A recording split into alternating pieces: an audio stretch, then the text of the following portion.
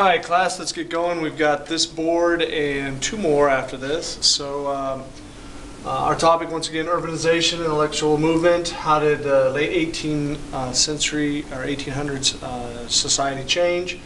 We had the Italian unification. I mentioned this on our last board. So this is going to be our topic, Italian unification and German unification on these two boards. Sardinia, Piedmont led the struggle for a unified Italy. The Count Cavour from Sardinia, Piedmont served as prime minister to King Victor Emmanuel, guided Sardinia, Piedmont into a liberal economic stable position. Of the states that were in Italy, this is the one that was the most stable at the time and led the unification movement. SP issues the Law of Convent and Saccardia Law, which sought to reduce the Catholic Church's influence. One of the biggest factors that was holding back a unified Italy was that the papal states in Rome did not want to combine with Italy, and it was a big problem. Pope Pius IX issues syllabus of errors against liberalism, rationalism, socialism, primarily to counter SP's laws or edicts that they had put forth, but this also applied to other countries in Europe.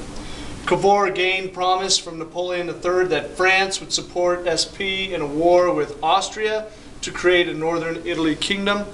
So they wanted, SP wanted to have a deal with France so they could gain an area in northern Italy from the Austrians. So France, they wanted France and Napoleon III to back them up. So once again, like backdoor deals with other countries to gain what they wanted to gain. SP gained Lombardy but not Venetia in the 1859 war with Austria. So SP fought with Austria but also was backed by France, and they did gain some territory during that time. In 1860, Cavour annexes Parma, Modena, Romagna, and Tuscany.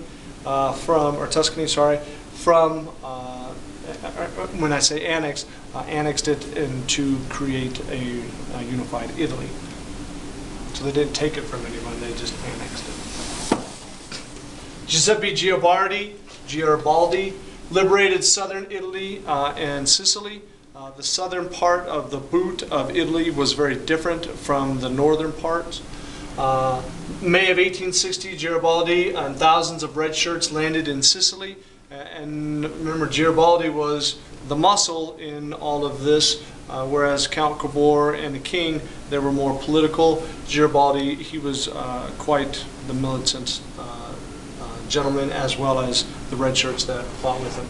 The land that Garibaldi took was absorbed into the SP annex that had taken place before this time.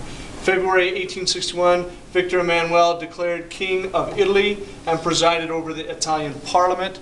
They needed a leader, and this is the person that stepped up. Venice into Italy from the deal with Bismarck during the Austrian-Prussian War.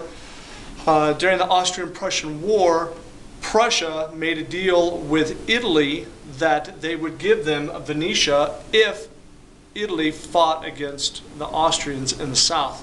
So thus, Austria was fighting a war in the north against Prussia and in the south against Italy.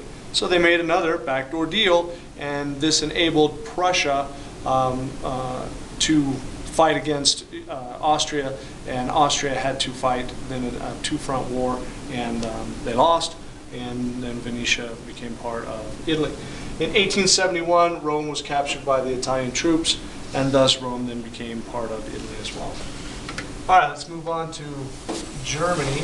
German unification. Otto von Bismarck, who we've talked about, led the drive for a Prussian-based Germany. He was a junker, a very conservative party. Bismarck's speech, but by blood and iron. We looked at that yesterday, or saw it on our PowerPoint. This meaning that he is a no-nonsense leader, and he is going to attack when he thinks he needs to attack, and actually create wars to benefit Prussia and or Germany. Prussia in the Danish War of 1863, Germany and Austria defeated Denmark and then ruled the area combined. They took Schleswig and Holstein, but this would later cause problems because as a combined entity, Austria and Prussia could not control the same area and lead it with their rules or expectations. So then this would lead to Prussia versus Austria in the near future. Prussia's victory unified much of Germany without Austria in 1867. The Northern German Confederation established by Bismarck with King Wilhelm I as president. There was a parliament created, a Reichstag. It had two houses and shared power.